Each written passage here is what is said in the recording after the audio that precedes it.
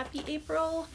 I just wanted to come and share some of the books that I read last week with you guys. So to start off, I read Cleopatra and Frankenstein by Coco Malors.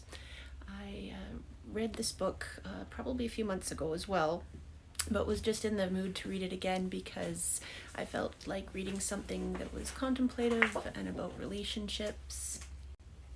And this just really hit the spot. So this book is about Cleo, who meets an older man who's quite successful and wealthy named Frank, and they get into a relationship together. She's very beautiful and artistic, and they end up having this whirlwind romance, but it turns into something that's quite toxic and not good for either of them.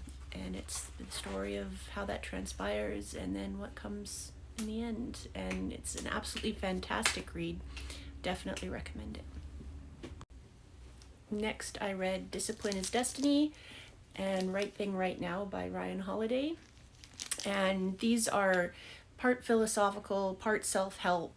They're just fantastic. I love his books, and this is part of a 4-part series, and it's basically covering the 4 virtues of the Stoics. So really recommend these. They're absolutely fantastic. And sorry if you can hear somebody shushing in the background, it's my son, because I told him he needed to be quiet if he was being in here filming with me.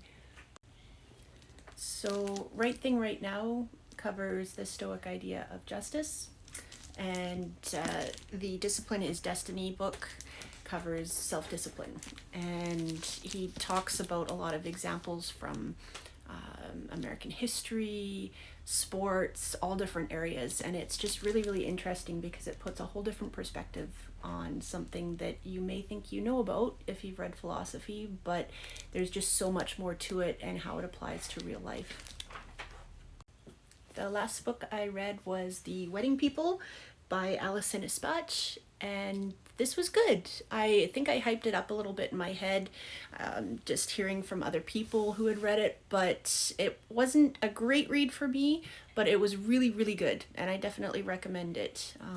It's about a woman who's going through a divorce and decides that she's just going to treat herself to a weekend away at this big hotel and then kill herself. It's not a spoiler because it basically happens right at the beginning of the book, but it's just how she meets another woman at the same hotel who's getting married that weekend, and what happens between them and their relationship, and then other people come into the picture, and it's just a really good read, and it's a bit funny as well. The writing's really, really good, so definitely say that this is worth a read, and a definite good read for spring. So that's all the books that I read last week, and hope to check in with you again at the end of this week.